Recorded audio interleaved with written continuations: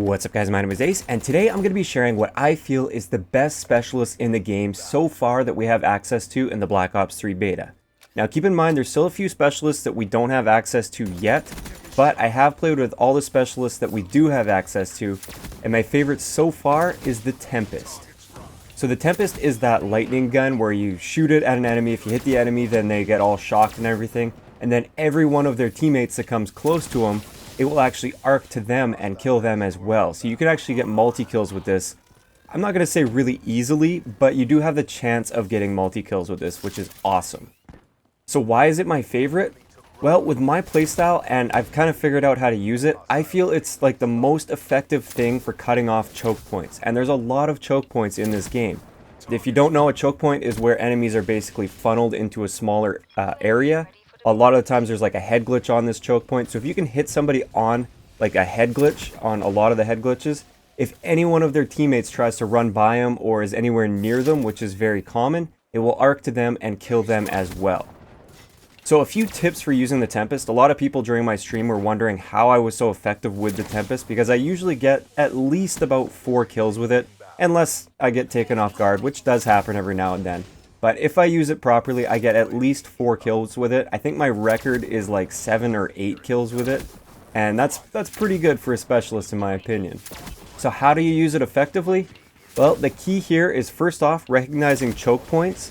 And second, map control. You want the enemies to be pushing towards you. You don't want to be using this trying to break out of a spawn trap. I mean, you can try this, but it's probably not going to get you nearly as many kills as if you have the map control. The reason for this is when you have the map control, first off, your enemies are pushed back further, so you have a less chance of being flanked and shot in the back while you're trying to use your Tempest. And second, they have the pressure on them to push towards you. Whereas if they are holding you in a spawn trap, they're basically just kind of hanging out, and it's very difficult to break out of that. And the choke points don't really matter as much. The choke points really matter when the pressure is on them to push through those choke points. So push them back into their spawn the best you can before calling your Tempest in, and then use your Tempest, and just make sure you're trying to pick those people off that are within the choke points.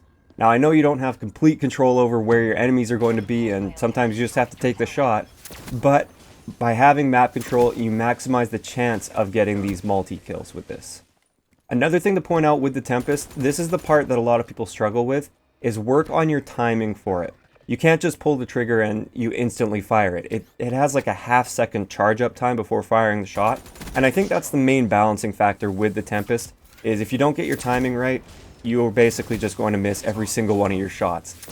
The best way I find is to pre-aim where you expect the enemy is going to be, and then once you're aimed down sight there, all you have to do is pull that trigger as soon as the enemy comes around the corner.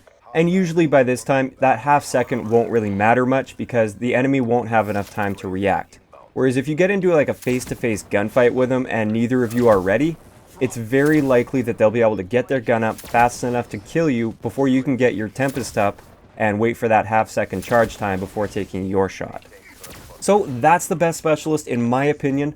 I want to know what you guys think in the comment section below, because some of the other specialists, they definitely are powerful, and I've seen some awesome streaks with some of the other specialists, and some of the abilities have also been very useful as well. So I'm not saying that this is by far the best and everything else sucks.